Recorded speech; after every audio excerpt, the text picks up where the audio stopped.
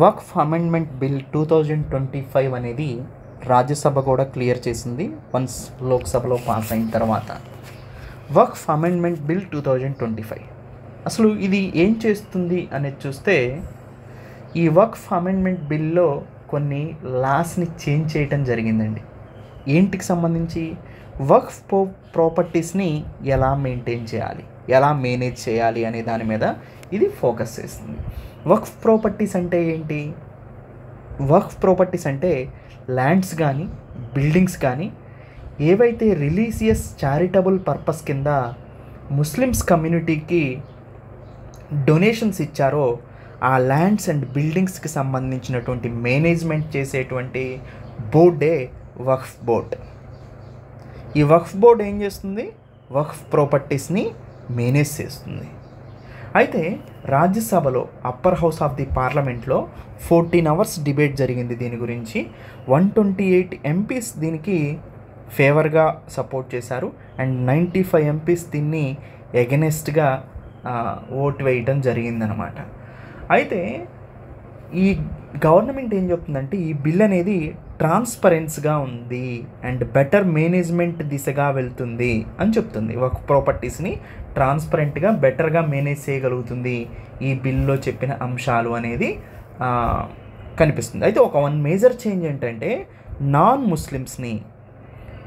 ముస్లిమ్స్ని ఈ వక్ఫ్ బోర్డులో కూడా భాగం చేశారు.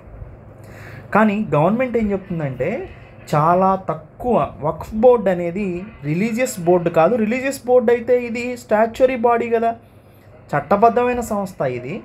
మరి దీన్ని రిలీజియస్కి మీరు ఎలా అంటగడతారు? వక్ఫ్ బోర్డ్ అనేది ముస్లిం కమ్యూనిటీకి సంబంధించినప్పటికీ కూడా ఇది రిలీజియస్ కాదు, ఇది చట్టబద్ధమైంది అని గవర్నమెంట్ యొక్క ఒపీనియన్గా చెప్తుందండి.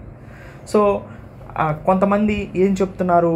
ముస్లిమ్స్ని టార్గెట్ చేస్తున్నారు, రిలీజియస్ అటానమీలో వీళ్ళు ఇంటర్ఫీర్ అవుతున్నారు, సో సెకండ్ క్లాస్ సిటిజన్స్గా ముస్లిం చూస్తున్నారు, తిరుమల దేవస్థానంలో నాన్ ముస్లిమ్స్ ఉన్నారా, నాన్ హిందూస్ ఎవరైనా దాంట్లో పనిచేస్తున్నారా, చేయట్లేదు కదా, దీన్ని కూడా అలానే చూడాలి. కానీ గవర్నమెంట్ వ్యూ ఎలా ఉందో చూస్తే, వక్ఫ్ బోర్డ్ అనేది statuary body, government created body, ఇది రిలీజియస్ బాడీ కాదు.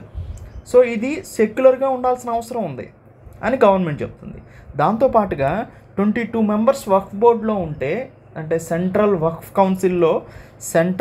కౌన్సిల్లో 22 మెంబర్స్ ఉంటే దాంట్లో 4 మాత్రమే నాన్ ముస్లిమ్స్ని ఎలో చేస్తున్నాం. వీళ్ళు కూడా ముస్లిమ్స్కి సంబంధించినటువంటి రిలీజియస్ అఫైర్స్లో వీళ్ళు తలదూర్చరు.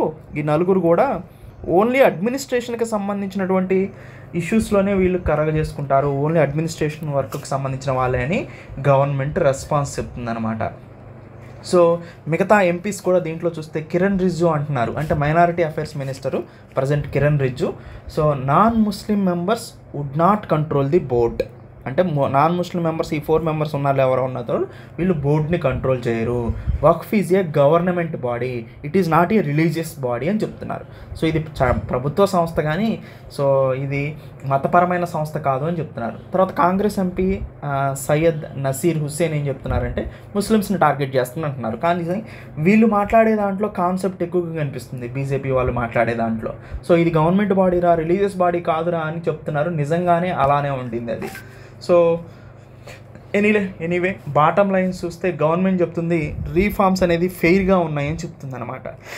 సో ఇలా డిబేట్ అనేది ఇది కాంట్రవర్సీ డిబేట్ అయినప్పటికీ కూడా, సో ఎక్కువగా ఇది గవర్నమెంట్ బాడీ అనేది నిజం, వక్ఫ్ బోర్డ్ అనేది ల్యాండ్స్ని అడ్మినిస్ట్రేషన్ చేస్తుంది అనేది నిజం, ముస్లిం రిలీజియసెస్లో ఇది తలదూర్చనది అనేది నిజం, అపాయింట్ చేసింది ఎక్స్ట్రా నాన్ ముస్లిం మెంబర్స్ని 4 మెంబర్సే వీళ్ళు అడ్మినిస్ట్రేషన్ చేస్తారు, కానీ రిలీజియస్లో తలదొరచరు అనేది కూడా ఈ బోర్డు క్లియర్గా చెప్తుంది.